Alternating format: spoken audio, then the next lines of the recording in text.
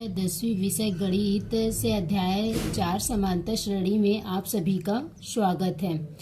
देखिए, इसके पहले के वीडियो पर उदाहरणों का हल बताया गया था। अब हम देखते हैं प्रश्नावली 1। प्रश्नावली 1 में पहला सवाल है, सही विकल्प चुनकर कारण सहित लिखिए। तो इसमें से पहला सवाल क्या बोल रहा है? दी गई समांतर श्रेणी का प्रथम पद और सार्वअंतर है। ये श्रेणी हमको दिया हुआ है, हमें बताना है प्रथम पद और सार्वअंतर क्या है। तो देखिए, हम लोग जानते हैं श्रेणी में जो शुरू में होता है उसको क्या बोलते हैं? प्रथम पद। तो यहाँ प्रथम पद बराबर क्या होगा? 3/2। प्रथम पद ए बराबर 3/2। अब हम लोग क्या निकालेंगे? तो प्रथम पद ए बराबर 3/2 हो गया। अब सार्वअंतर निकालना है, तो डी बराबर सार्वअंतर डी बराबर क्या होता है?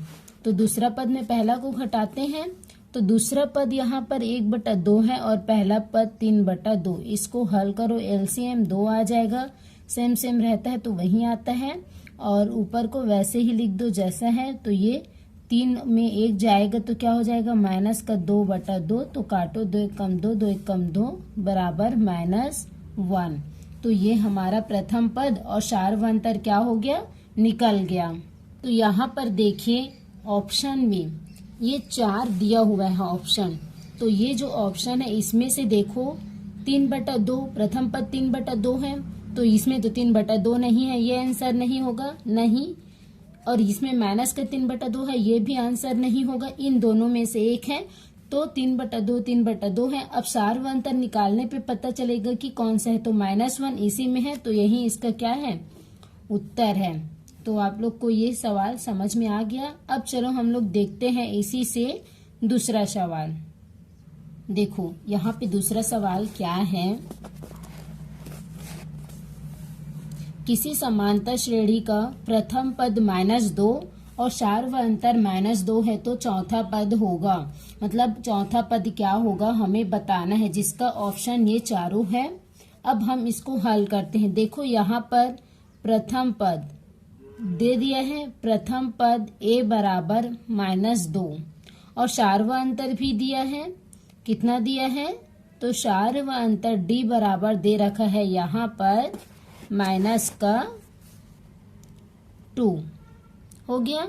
अब देखो हमें क्या बोला? चौथा पद निकालना है। तो चौथा पद का फॉर्मूला क्या होता है बताओ? तो चौथा पद बराबर हम लोग लिख सकते हैं a + 3d। अब a क्या है? तो -2 + 3 और d क्या है? तो -2। यहाँ -2 + 3 और 2 का गुणा करो, कितना हो जाएगा?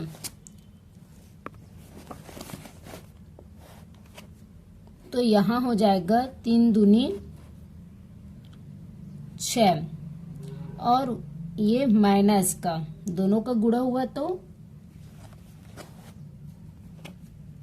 अब देखो यहाँ पर -2, ये धन और ऋण का है तो ऋण का 6। तो दोनों क्या होगा? दोनों ऋण का है, जुड़ जाता है तो जुड़ने पे 8। और जब दोनों ऋण का रहता है तो उत्तर में भी ऋण लगता है, या हम बोल सकते हैं जो बड़ा है उसके सामने जो चिन्ह है वही लगेगा। तो यहाँ पर क्या है? तो 6 बड़ा है तो बड़ा के सामने ऋण है, इसलिए ऋण। अब आप लोग देखो यहाँ पर ऑप्शन में क्या ऋण 8 है, ये तो यही इसका क्या है? आंसर है। तो ये भी आप लोगों को अच्छे से समझ में आ गया। अब देखेंगे तीसरा सवाल। देखो तीसरा सवाल क्या है? समांतर श्रेणी 7 13 19 का 15वां पद होगा। ये हमको एक श्रेणी दिया हुआ है, हमें 15वां पद ज्ञात करना है।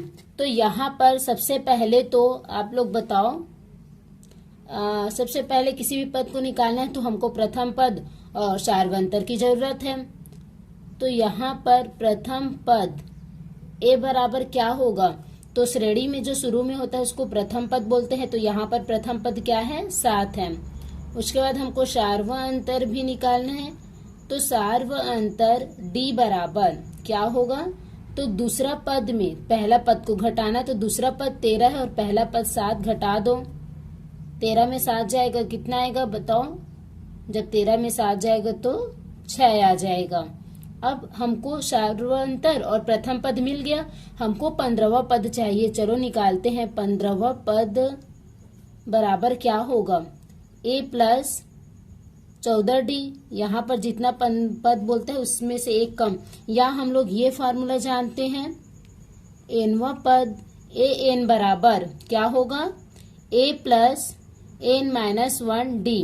तो 15वां पद के लिए क्या करेंगे, तो a 15 बराबर a प्लस 15 माइनस 1d। तो यहाँ से हल करने पे इतना ही आता है, तो इसको हम फिर से लिखेंगे a प्लस 14d, वही आएगा। तो चलो इसमें मान रखते हैं, a कितना है 7 धन 14, d कितना है बताओ, तो d है हमारा 6।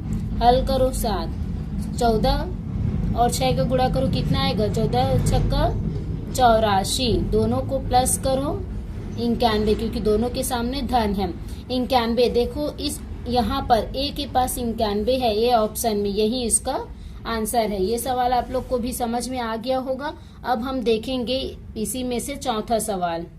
चलिए देखते हैं चौथा सवाल क्या है। किसी समांतर श्रेणी का प्रथम पद 4 और सार्व अंतर -4 है तो nवां पद होगा। हमको nवां पद निकालना है जिसका प्रथम पद 4 और सार्व अंतर -4 दिया हुआ है। तो देखिए इसको हल करके देख लेते हैं। प्रथम पद a बराबर क्या है 4 और सार्व अंतर d बराबर दे रखा है -4 हो गया। तो हमको क्या निकालना है, nवां पद। तो nवां पद a n बराबर क्या होता है, तो nवां पद बराबर होता है a plus n minus 1d।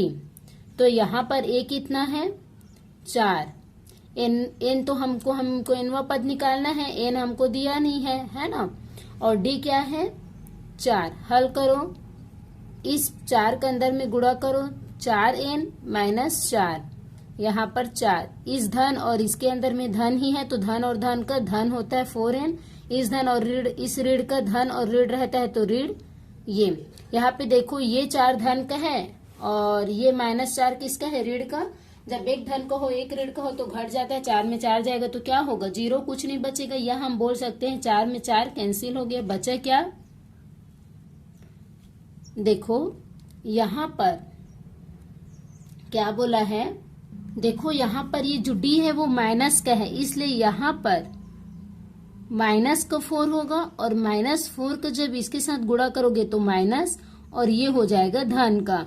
फिर ब्रैकेट खुलेगा तो इसके सामने माइनस होगा और इसके सामने प्लस, तो 4 और 4 जुड़ करके कितना हो जाएगा 8। इस लाइन को सुधार के लिख देती हूँ मैं, 4 माइनस 4n प्लस 4, तो 4 और 4 8 और उसके बाद माइनस का 4n। तो ये वाला देखो, ये ऑप्शन किसमें दिख रहा है आप लोगों को बताओ, यहाँ पर सी नंबर पे, यही इसका आंसर है। ये सवाल आप लोग को समझ में आ गया होगा। नेक्स्ट सवाल देखते हैं। चलो देखते हैं पांचवा सवाल क्या कह रहा है। पांचवा सवाल, समांतर श्रेणी 3 8 13 18 का कौन सा पद 78 है, हमको बताना है। देखो ऑप्शन में हमको क्या क्या दे रखा है, तो ऑप्शन में हमारे पास है 15वां पद, या तो 78 15वां पद होगा, या फिर 16वां पद, या 17वां पद, या 18वां पद, इन चारों में से एक होगा। हल करके देखते हैं। तो सबसे पहले तो हम यहाँ पर प्रथम पद ले लेते हैं। प्रथम पद क्या होगा बताओ, तो प्रथम पद a बराबर 3। उसके बाद क्या निकालेंगे, सार्व अंतर, तो सार्व अंतर d बराबर क्या होगा, तो d द्वितीय पद में प्रथम पद को माइनस करना, 8 में 3 जाएगा, कितना आ जाएगा 5। अब देखो यहाँ पर 78 को nवां पद मान लेते हैं। nवां पद a n बराबर 78, तो हमें इस n को ज्ञात करना है। तो सबसे पहले फॉर्मूला लगाओ, a n बराबर क्या होता है, a plus n minus 1d। यहाँ पर nवां पद 78 है, a क्या है तो यहाँ पर 3 है, n हमको पता नहीं है, d कितना है 5, हल करो 3 5 का गुणा करो तो 5n माइनस 5 एक कम 5। अब देखो यहाँ पर ये 3 है और ये माइनस का 5, दोनों को एक जगह कर दो और इसको यहाँ पर, चलो इसको माइनस करो, 5 में 3 जाएगा तो 2, और ये बड़ा है 5, उसके सामने क्या है माइनस, तो यहाँ पर हो जाएगा माइनस प्लस 5n। अब इसको इस साइड लेकर आ जाओ, प्लस का 2 हो जाएगा, और ये 78 और 2 कितना होगा बताओ, 78 और 2 को जोड़ दो कितना हो जाएगा 80, और ये हो जाएगा 5n। 5n बराबर 80 लिख सकते हैं। n तो 5 कहाँ जाएगा, n के साथ गुणा के रूप में है इसलिए भाग में आ जाएगा, और काटो तो 5 एक कम 5, और ये क्या हो जाएगा 5 एक कम 5, कितना बचा 3 5 छक्का 30, 16वां पद, मतलब 78 जो है 16वां पद होगा, इसमें ये बी ऑप्शन है। तो ये प्रश्नावली 1 का पहला सवाल का 5वां सवाल हल किया गया है। मैं आशा करती हूँ आप सभी को बहुत अच्छे से समझ में आया होगा। आगे और सवाल का हल लेकर मैं आप लोगों के सामने लाऊंगी। धन्यवाद। विषय गणित का अध्याय 4 समांतर श्रेणी में आप सभी का स्वागत है। देखिए, इसके पहले प्रश्नावली 1 का पहला सवाल का 5वां सवाल सॉल्व किया गया था। अब देखते हैं हम दूसरा सवाल। दूसरा सवाल क्या है, निम्नलिखित श्रेणियों में से कौन सी समांतर श्रेणी है, कारण भी बताइए। इसमें कुछ सवाल दिए गए हैं जिसमें से हमको बताना है कौन सी श्रेणी समांतर श्रेणी में है। चलिए देखते हैं, हम पहले इसका हल करते हैं तभी पता चलेगा। यहाँ पर प्रथम पद a1 बराबर a ले लीजिए, क्योंकि ये समांतर श्रेणी, अभी तो सिर्फ ये श्रेणी है, तो श्रेणी में जो शुरू में है उसको प्रथम पद लेते हैं। तो चलो इसको मान लेते हैं हम a1 बराबर a, और यहाँ पर a2 बराबर a स्क्वायर, a3 बराबर a3 घात, और a4 बराबर a की घात 4, ये इतना दिया है। अब देखो, हम लोग जब दूसरे पद में पहला पद को माइनस करेंगे तो हमको सार व अंतर सबकी जगह पे एक ही मिलना चाहिए, समान मिलना चाहिए। तो चलो हम लोग स्टार्ट करते हैं। अब दूसरा पद ये है, ये a2, प्रथम पद a1, माइनस करो तो a2 कितना है a स्क्वायर, और a1 कितना है a, और दोनों के बीच में माइनस। यह और हल नहीं होगा क्योंकि एक स्क्वायर वाला है और एक बिना स्क्वायर वाला, तो ये इतना ही रहेगा। अब चलो इसमें इसको घटाते हैं, मतलब तीसरा पद में दूसरा पद को घटाओ, तो तीसरा पद क्या है यहाँ पर a3 घात, और दूसरा पद क्या है a स्क्वायर, तो ये भी इतना ही रहेगा। अब देखो एक पद और है, तो चौथा पद में तीसरा पद को माइनस करो, तो चौथा पद यहाँ पर क्या है बताओ, तो चौथा पद यहाँ पर a की घात 4 है, और तीसरा पद क्या है a की घात 3। तो आप लोग देखो यहाँ पर जब इसमें इसको घटाया गया तो इतना मिला, इसमें इसको घटाया गया इतना मिला। तो यहाँ पर आप लोग देख सकते हैं कि सभी अलग अलग है, कोई भी एक निश्चित संख्या हमको नहीं मिला।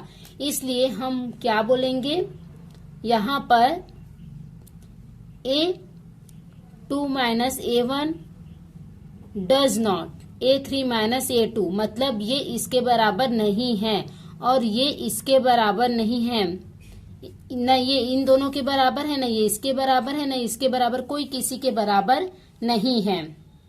और हम लोग जानते हैं समांतर श्रेणी किसे बोलेंगे, जब हम लोग दूसरे पद में पहला पद को घटाते जाएंगे तो जो सार व अंतर मिलता है उसको एक निश्चित संख्या मिलनी चाहिए। और आप लोग यहाँ पर देख सकते हैं ऐसा कुछ भी नहीं है, इसलिए हम क्या बोलेंगे, इसलिए दी गई जो समांतर श्रेणी है, दी गई श्रेणी समांतर श्रेणी नहीं है।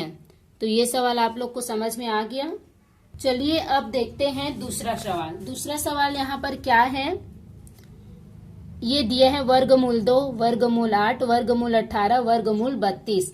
चलो यहाँ पर हम तो पहले मान लेते हैं प्रथम पद a1 बराबर वर्गमूल 2, a2 बराबर क्या होगा वर्गमूल 8, a3 बराबर क्या होगा वर्गमूल 18, a4 बराबर क्या होगा वर्गमूल 32। अब हमको क्या निकालना है, सार व अंतर, दूसरे पद में पहला को माइनस करना है। तो यहाँ पर दूसरा पद A2 में A1 को माइनस करो। A2 क्या है यहाँ पर वर्गमूल 8 और A1 क्या है वर्गमूल 2। यहाँ पर आप लोग देखो वर्गमूल को 2 गुणित 2 गुणित 2 लिख सकते हैं क्या, बताओ लिख सकते हैं, क्योंकि इसका गुणा करो 2 दूनी 4, 4 दूनी 8 होगा, वहीं आ जाएगा वर्गमूल 8 और इस वर्गमूल 2 को ऐसे ही रहने दो। अब आप लोग देखो ये जो वर्गमूल है इसके बाहर में यहाँ पर कुछ नहीं है, मतलब 2 है, और इस 2 का अर्थ होता है अंदर में 2 का जोड़ी बनाना। तो यहाँ पर देखो इन दोनों का जोड़ी बन जाएगा। अब एक और 2 होता तो इसका भी जोड़ी बन जाता, पर नहीं है तो सिर्फ इसका जोड़ी बनेगा, और जिसका जोड़ी बना उसमें से उसको बाहर करो तो बाहर में सिर्फ एक बार लिखना है, और अंदर में इसका तो निकल गया, अभी ये बचा तो उसको वैसे ही लिखो, और ये माइनस का वर्गमूल 2। तो इतना आप लोगों को समझ में आ गया। अब देखो यहाँ पर क्या करेंगे हम लोग, दोनों में आप लोग देखो दोनों वर्गमूल 2 ही, इसमें भी वर्गमूल 2 है, इसमें भी वर्गमूल 2 है, तो ये अब हल होगा। देखो इसके सामने क्या है धन और इसके सामने क्या है ऋण, तो यहाँ 2 है, इसके सामने कुछ नहीं है मतलब 1 है, तो 2 में 1 जाएगा तो 1 होगा, और वर्गमूल 2 जब दोनों सेम रहता है तो एक बार वर्गमूल 2 लिख देना, तो ये इसको सिर्फ वर्गमूल 2 भी लिख सकते हैं। तो ये आप लोगों को समझ में आ गया। अब देखो हम लोग क्या करेंगे, अब हम लोग को A3 में A2 को माइनस करना है।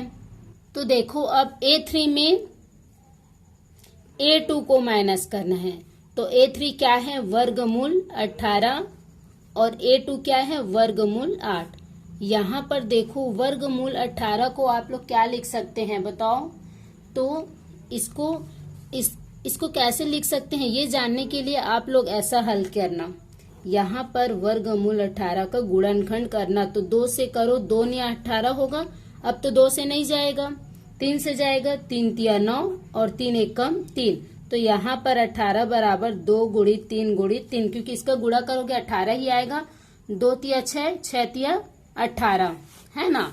तो अब देखो यहाँ पर हम लोग इसको लिख सकते हैं 2 गुणित 3 गुणित 3, और ये वर्गमूल 8 को क्या लिख सकते हैं अभी बताई मैं 2 गुणित 2 गुणित 2।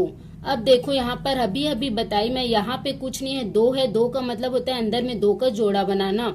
तो आप लोग बताओ इसमें 3 का जोड़ी बनेगा, 2 का तो नहीं बनेगा, इसमें 2 का बनेगा, तो इसमें से वर्गमूल 3 बाहर आएगा और इसमें 2 बचेगा अंदर में, इसमें से 1 2 बाहर आएगा, ये वाला खत्म, ये बचा, इसको लिख दो। अब देखो यहाँ पर ये सेम है ना, यहाँ ये हल होगा, ये धन का है ये ऋण का है तो घटेगा, 3 में 2 जाएगा तो 1 आएगा, और ये वर्गमूल 2 का वर्गमूल 2, या सिर्फ इसको वर्गमूल 2 लिख सकते हैं। अब देखिए हमको उसी तरह से एक पद और है, तो चौथा पद में तीसरा पद को घटाओ, तो चौथा पद क्या है वर्गमूल 32 और A3 क्या है 18।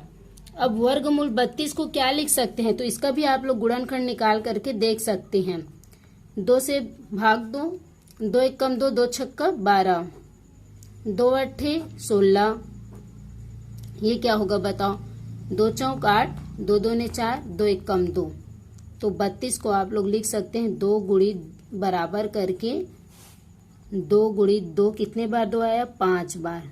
अब इसका गुणा करके देखो, 2 दूने 4, 4 दूनी 8, 8 दूनी 16, 16 दूनी 32, तो आप लोग 32 को लिख सकते हैं 2 गुणित 2 गुणित 2 इस तरह से 5 बार, और वर्गमूल 18 को अभी बताई 2 गुणित 3 गुणित 3 है ना, लिख सकते हैं हम लोग। तो अब आप लोग देखो इसमें 2 का जोड़ी, इसमें 2 का जोड़ी, अब देखो एक जोड़ी से 1 2 बाहर आता है, तो इसमें का आ गया, अब एक जोड़ी और बना हुआ है तो इसका भी 2 बाहर आएगा, और इसका नहीं बना है तो अंदर में वर्गमूल 2, इसमें से 3 का जोड़ी बना है, 3 बाहर वर्गमूल 2, इसको हल कर दो, 2 दूने 4 वर्गमूल 2 माइनस 3 वर्गमूल 2। अब ये धन का है ये ऋण का है, घटेगा, 4 में 3 जाएगा तो 1, और जब सेम रहता है तो एक बार लिख दो। अब ये धन का था बड़ा वाला, तो धन का इसको सिर्फ वर्गमूल 2 भी लिख सकते हैं। आप लोग देख सकते हैं यहाँ पर सभी में वर्गमूल 2 मिला, मतलब एक निश्चित संख्या मिला। जब हम लोग A2 माइनस A1 निकाले, A3 माइनस A2 निकाले, A4 माइनस A3 निकाले, सभी क्या आया, इक्वल आया, सभी बराबर। इसलिए हम बोलेंगे, इसलिए दी गई श्रेणी समांतर श्रेणी है। तो ये सवाल भी आप लोग को अच्छे से समझ में आया गया होगा। ये दूसरा सवाल में और भी सवाल है, तीसरा, चौथा, पांचवा, ये सभी सवाल आप लोगों से हल हो जाएगा। हल करने की कोशिश कीजिए, आगे आप लोग के सामने आऊंगी।